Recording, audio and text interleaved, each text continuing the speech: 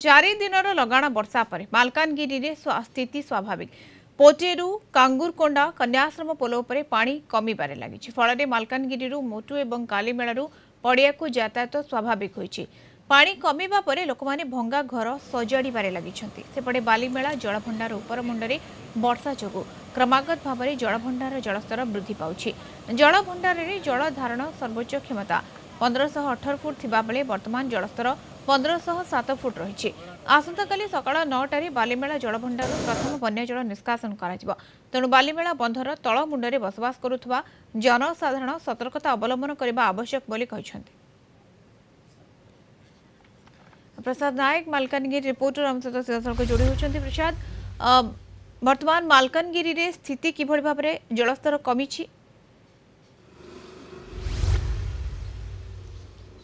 देखो मधुसूदन जो भाव मालकान जिला 4 दिन धरी वर्षा जो बेहाल हो पड़ा बन्या परिस्थिति उपजी गोटे प्रकार जलबंदी होता मालकान जिला यातायात ठप होता। बर्तमान 4 दिन पर स्वाभाविक होती यातायात बर्तमान स्वाभाविक होगा लोके टी आश्वस्ति होती जहाँकि जयपुर मोटू मालकानगिरी पड़िया ये सब अंचल को लोक यातायात करने संभव रही। जो उभय पार्श्व शताधिक गाड़ी अटकी रही निजर गंतव्य स्थल को जापर ना बर्तमान किंतु से निजर गंतव्य स्थल को जापारी। आंध्र तेलंगाना अंचल को यातायात स्वाभाविक होती। तेज गोटे प्रकार जो 326 नंबर जातीय राजपथ रही पटेरू कांगुरकोंडा कन्याश्रम पोल उपर पानी खसिया पर आज गाड़ी चलाचल स्वाभाविक होती।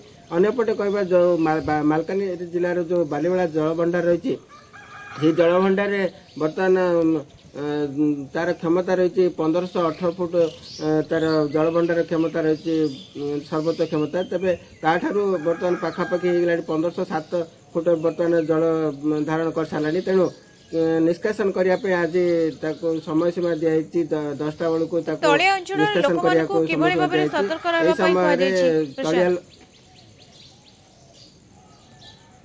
निश्चित भाव में जो तलिया अंचल लोक रही जो केनाल दे पानी निष्कासन हम से केनाल रे कौन लोक न पशियापी सचेतन कराई पूर्वर से सतर्कता कराई 2 दिन आगुरी से सतर्कता कराई जो भाव में तलिया अंचल कौन लोक न रे जहाद्वारा कि एपाई जलभंडार कर्तृपक्ष कौन दायी रही कौन क्षयक्षति है बोली से सूचना दे सारी। या स्थानीय लोक सतर्कता होती ठीक 10टा बेलू निष्कासन करा तेबे या पुणी थे पटेरू जो रही नदी फुलिया आशंका करा। प्रसाद, जलस्तर वर्तमान समय कमिबारे लागिछि एवं आहुरी जलस्तर मध्य कमी पारे। वर्षार स्थिति केमिति मालकानगिरी? निश्चित भाव में देखो बर्तमान वर्षा परिमाण कमी